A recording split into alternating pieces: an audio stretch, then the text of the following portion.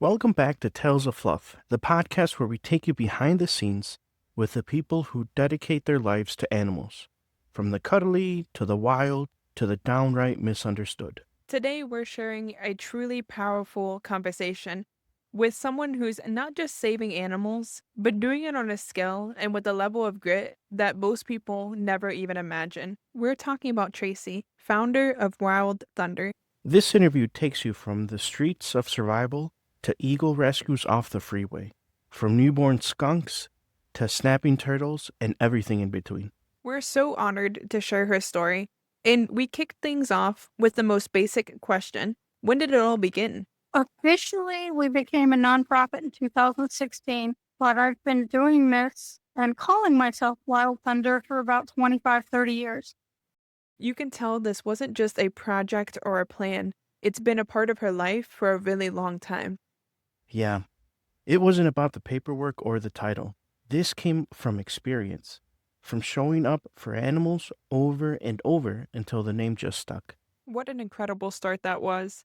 Now, since Tracy has been doing rescue work for quite some time now, we wanted to know what was her first rescue? I would say it goes back to when I was a homeless street kid.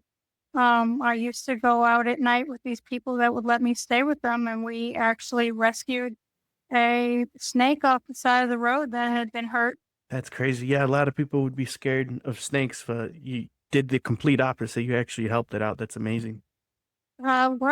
Being what I came from, people were more scary than animals were.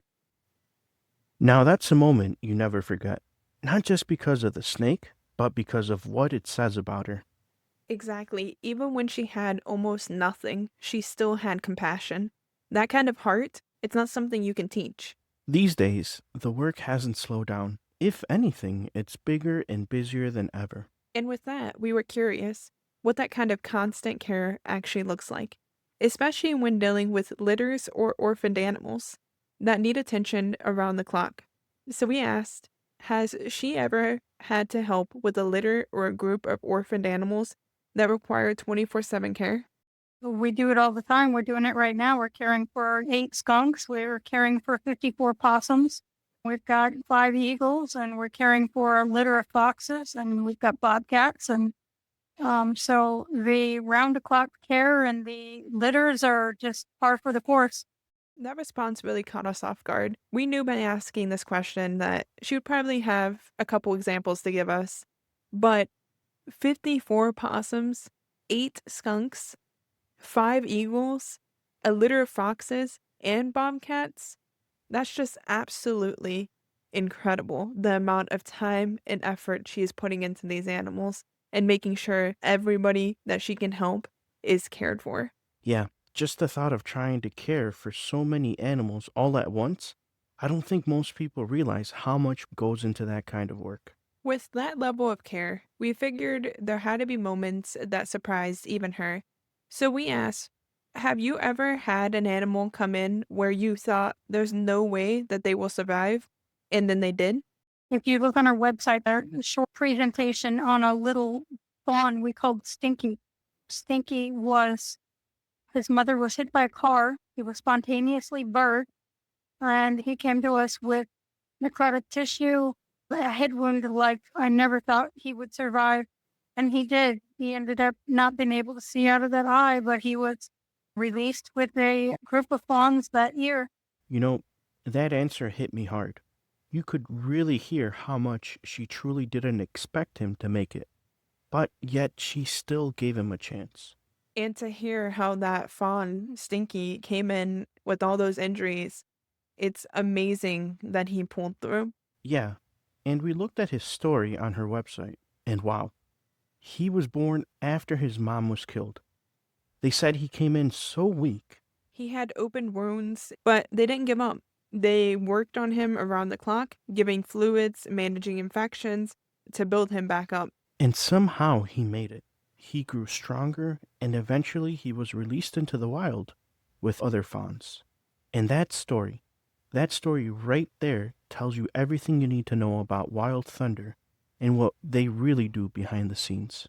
In this experience, it shows it's not just a rescue, it's relentless care, total commitment, and giving life a second chance, even when the odds look impossible. And although it's a sad thought, we know that not every story ends in such a positive note. So we asked her about the goodbyes that still stick with her. Oh, there's been a few. We took in a young puppy. I'll use bear. Hopefully I don't get emotional. We took him in at a few 3 weeks old. He was confiscated through, we work with the law enforcement a lot, so he was a neglect case and he was confiscated. They had actually went in for a DHS thing and found the puppies. And Bear came to us. We all took care of Bear, bottle fed, and he was diagnosed with diabetes insipidus. And last year at 3, we had to put him down due to kidney failure. And that had to have been one of the hardest ones for me. Yeah, no, that's understandable. I mean, you see this little puppy and you bring it almost back from the dead, and throughout the years, you see it get better and better, and then to have it put it down, that's definitely emotional. And thanks for that experience. This year, we had another dog come in that was found in a ditch. If it wasn't for Bear, we would have never recognized Ben's symptoms. So now we have Ben with the same disease. That's amazing. And thank you for that. Her experience with Bear truly touched us. We could not even imagine losing our own dogs. But to hear how she did everything she could to save him, but unfortunately lost him in the end, that was heartbreaking to hear. Yeah, and I think it shows just how deep the bonds can go in this kind of work. It's not just about keeping them alive, it's about giving them a life that matters, for however long they have. And that's what makes the goodbye so heavy. And there are the surprises. The rescues you don't see coming. Wildthunder takes in all kinds of animals. Some you might expect, and some that might make you do a double take. So we asked her, what's the most unusual animal you've taken in? We work with snapping turtles. We work with iguanas. We work with bald eagles. I'm going to say the most unusual case was a mating pair of box snakes that was caught up in some landscape netting, and they needed to be cut out. And 30 days later, the female laid eggs, and we hatched out baby box snakes. That's wild. You go in expecting to help 2 snakes and walk away with a full-on nursery. You know what? I just love how they're ready for anything. Snakes, skunks, eagles. At this point, nothing surprises them anymore. This led us to wonder, since she encounters so many different types of animals, was there ever an animal she was nervous to handle at first, but became comfortable with over time? Look at the eagles. I mean, the bobcats are a handful, but I don't think that you'll ever get comfortable with a bobcat. They're kind of brats. But the eagles are something that in the beginning I was very nervous with. And now it's just, I get calls to go out in the field and capture an eagle. Law enforcement will say, hey, we've got an eagle down on highway, blah, blah, blah. And I'm off and running. Literally, sometimes I'm chest high in water. Sometimes I'm running on the freeway. Sometimes I'm climbing down ravine and carrying these eagles out. So I would say the eagles in the beginning, and now I'm just very comfortable with them. No, that's amazing. Yeah, that's crazy to the scale that you go to save these eagles. That's really amazing. They're in my heart, that's for sure. I don't blame her. Eagles are massive. You can't just scoop one up like a parakeet. But the way she talks about it now, like it's second nature, that's the power of experience. And a whole lot of bravery. Definitely. Now we turned the question in a different direction. With so many animals getting a bad rep, we wanted to know if she's come to love any that people usually fear. I'd say snapping turtles. Most people don't want to mess with a snapping turtle, and the second is coyotes. Absolutely, the coyotes, they're very misunderstood, but I'd say the snapping turtles. Most people don't want to touch a snapping turtle. And it's sad to say, but most people probably wouldn't think about helping a snapping turtle. I mean, it's in the name, snapping turtle. But she doesn't hesitate. And on a personal note, I remember Emily and I, a couple of years ago, for one of our anniversaries, we took a trip to a reptile exhibit. And there was a snapping turtle there. And that thing was just massive. And at that time, we didn't even know that they got that big. Yeah, I remember that. It was huge. But the craziest part was seeing a worker inside the exhibit cleaning with the snapping turtle still in the exhibit. Now, we aren't saying to go touch a snapping turtle by any means without knowing what you're doing, but I just remember how amazed we were with seeing that. And the other animal she brought up was the coyotes. A lot of people misunderstand them, but she sees them differently. Like there's more to them than the reputation they've been given. That truly shows how much she has a passion for helping and caring for any and all animals, regardless of what reputation that animal may hold. And honestly, from the outside, this kind of work can seem really rewarding. Lots of cute animals and feel good moments. But we wanted to know what it's really like behind the scenes. So we asked her, when it comes to wildlife rehab, what part is most misunderstood by the public? The glamour. They think it's all glamour. They think it's all fluffy, buffy rainbows and bubbles. And the glamour, when in truth, we're dealing with animals that come in this time of year that are dead, dying, full of maggots, full of bot flies. The fundraising part, the aspect, the bullying, just that the bullying, I mean, no matter what you do, there's going to be somebody out there that bullies you and has something nasty to say. That's a hard truth. It's not just cute baby animals, it's heartbreak, it's burnout, it's late nights and hard decisions. And yet, she keeps showing up every day. And that says everything. It takes a certain kind of strength to face that reality every single day and still keep going. Not because it's easy, but because she knows these animals don't get a second chance without someone like her.